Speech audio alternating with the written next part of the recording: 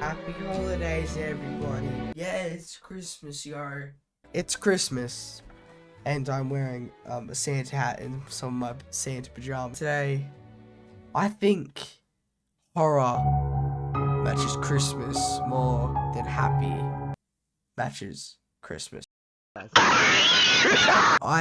like scary Santa. So, in that, I have nothing to do for Christmas. I like to do horror stuff, which I'm gonna probably be doing every year. Get this shit off me, cause we have to wear my hat, my completely original hat.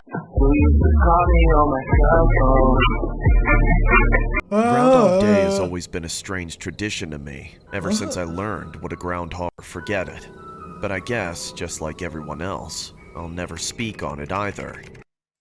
And I'll keep the sham about those timid little mammals alive. That being said, I need to know that I'm not alone in hiding the truth about groundhogs, those buried secrets. For this reason, I'm sharing a key childhood memory to the internet. Anonymously, of course. This is Christmas. It was Christmas several years ago. Okay. I was much younger then and far more ignorant. My family, me, my older brother, and our parents had rented a winter cottage in the country. Oh my god! Yo, they are chilling, bro. Yeah, that's what it is. They wanted to get away from the noise of the city and retreat to the old-fashioned ways of living and all Like that. my dad. The rustic I've essentials. never met him, All my brother and I cared about were the wide open spaces of trees and fresh powder without one chaperone in sight. Powder. Were preparing dinner in the cottage. My brother and I were out playing in the snow, building forts and staging great battles with snowballs. Then, to our surprise, another kid around our age appeared from within the trees, and we stopped. "Hey, you guys must be the new visitors. Do you think I could join in?" We shrugged and let him over. For the rest of the evening, we teamed up as brothers against the alien invader, pelting him with snowballs from our impenetrable forts. He quickly got tired of our camping. "Hey, you guys should follow me to this clearing I know of. There's way more open space. Don't worry, I live around here, so..." Nah, I'm good. Yeah, I'm good. I just want somebody, anybody, to compliment my Christmas decorations. I've got the LED lights to go decorating. Couldn't get this microphone to do that though, so deal with it. So it's safe. No, man, it's dinner time for us. Maybe next time. Both of you are a bunch of chicken shits. We ignored him and went inside the cottage. Dinner was on the table waiting for us, and man, was it delicious. Don't knock firewood smoked ham until you've tried it. That stuff put us right to sleep. The next morning was Christmas Day, and also our last full day at the cottage. We were to leave the following morning on Sunday. For the first little while, we were stuck inside, opening presents with our parents and doing all sorts of obligatory bonding activities. We were itching to get outside the whole time. We built up our defense forts even more. But right as we were about to launch the first attacks, the same kid from yesterday showed up again. This behemoth. Boys gonna hide in your little trenches all day again? Or are you gonna come join me on the battlefield like real men? His delivery struck a nerve in both of us as we were huddled with our faces in the snow. Fine, man. We'll go, but we're gonna destroy you. That's what I like to hear. Wait, let me tell Mom and Dad we're leaving first. Oh, come on. Do you need Mommy and Daddy's permission for everything? This kid and his harsh... Nah, maybe oh yeah, Mom, we're just gonna go with this random person that we've never met before.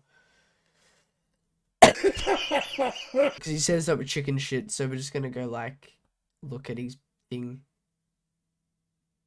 Not his thing, you know what? Words were getting to me.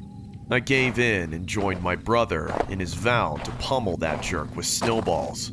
So, we followed him through the forest for about half a mile until we reached the massive flat clearing surrounded by huge, towering trees.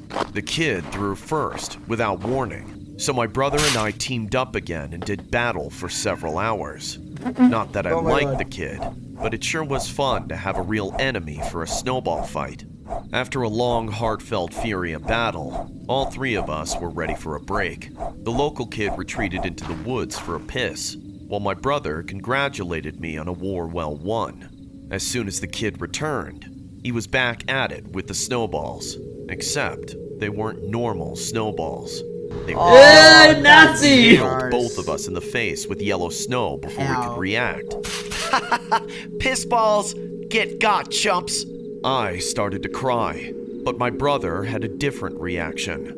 I saw the rage flare up in his eyes before he ran the kid down and threw him into the snow, grappling on top of him and laying into him with fists, swing after swing, without end. All I could think about was how late it was getting, and how we'd need to get back to the cottage before it got dark. Stop! I'll call the cops! You'll go to jail! You're assaulting me! My brother was unfazed. He continued to beat that poor kid into a bloody pulp. Why am I actually getting there were scared? no more screams. Yet still, my brother maintained his barrage of punches, splattering crimson into the snow surrounding them. I was so confused. I'd never seen my brother do anything like that. When he finally let up, he came to me and put a bloodied hand on my shoulder. Hey, little bro. Help me bury this kid in the snow. What? Hurry up or I'll beat the crap out of you too. The shock of the situation sent me into autopilot. I helped dig the hole on my hands and knees, still tearing up. And when I caught a look at that poor kid's face, or what was left of it, I nearly vomited. As we covered the body, the sun began to disappear beyond the horizon, along with my innocence. The rest of that weekend was unbearably tense. We returned to the cottage in darkness, late for dinner, and got interrogated by our parents. Neither of us said anything about what happened, just a load of flimsy excuses. We didn't eat much either. We couldn't. That night, when neither of us could hope to sleep, my brother did his best to explain everything. That was just a groundhog, little bro. Don't worry about anything. Lots of jerks like him become groundhogs. People call jerks pigs and hogs all the time, and the ones people hate the most end up in the ground, buried in the dirt or snow, like we just did. Haven't you heard of Groundhog's Day? It was a lot for me to handle, learning that what we did was actually a Western tradition, that those little rodents are just used to conceal the grim reality. I still find it hard to believe, but you tell me. What was that? Santa Claus is a fat, phony fraud.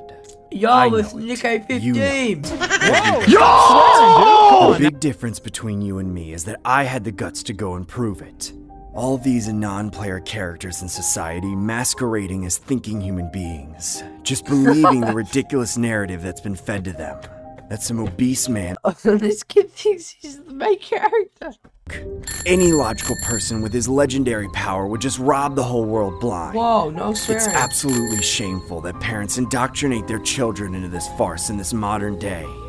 No wonder we can't face our Why does this guy look 30 years old in a 12-year-old body? existential threats. We're too caught up in fairy tales like Santa Claus. But I'm here to put an end to this.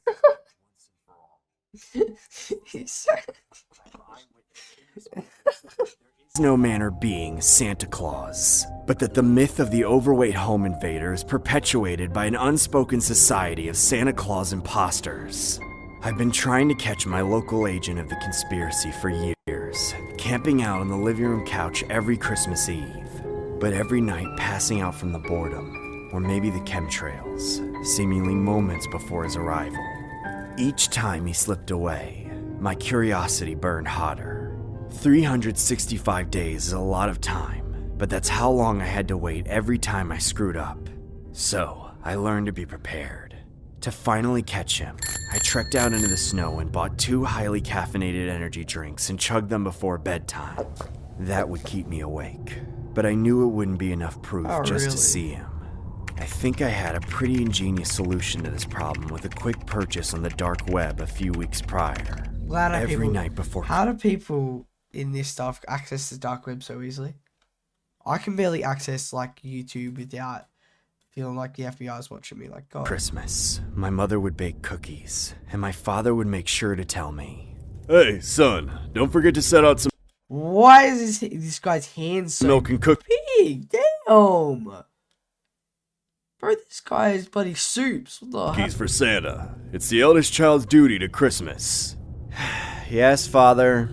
And this year, I made sure to set everything out after everyone else had already gone to bed, to make sure it was nice and fresh for him.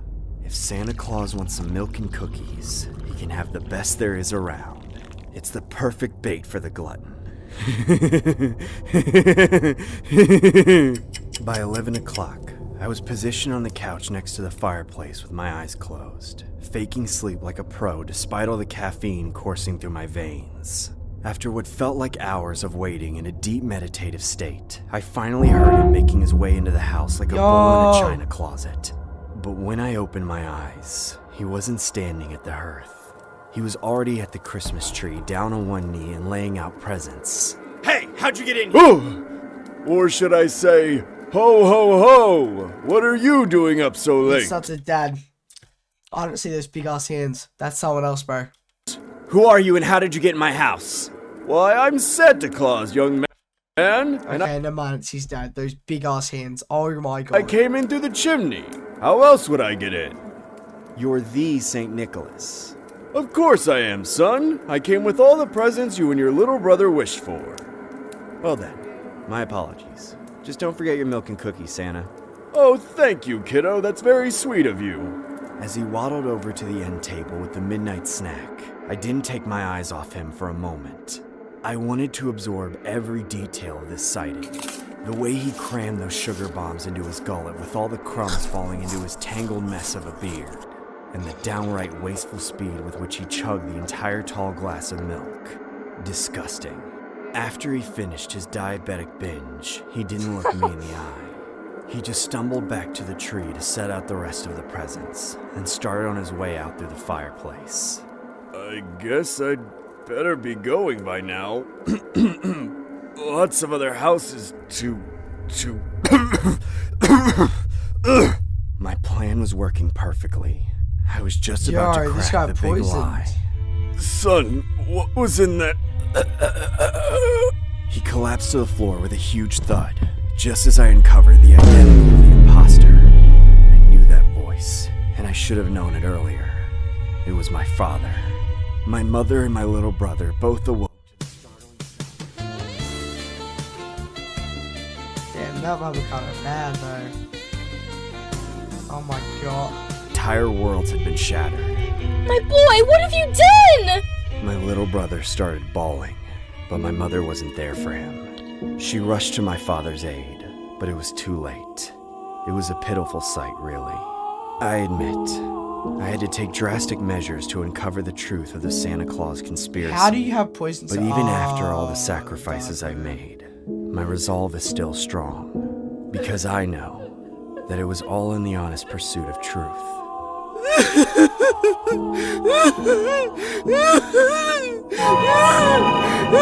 Yo, what the? But anyway, that's the end of it. I hope I got more than 3 stories in there, and I hope you enjoyed. I haven't posted in a while because I'm self-conscious about views. I'm no longer in my office anymore. I think I've already said that, don't remember, but I have a green screen, so maybe I'll occasionally put the green screen up and show the meme wall thing as a, yeah. Thank you so much for watching. Like and subscribe, please. And that's about it, guys. Yeah, see ya. Wow, I really just copied Moist Critical there.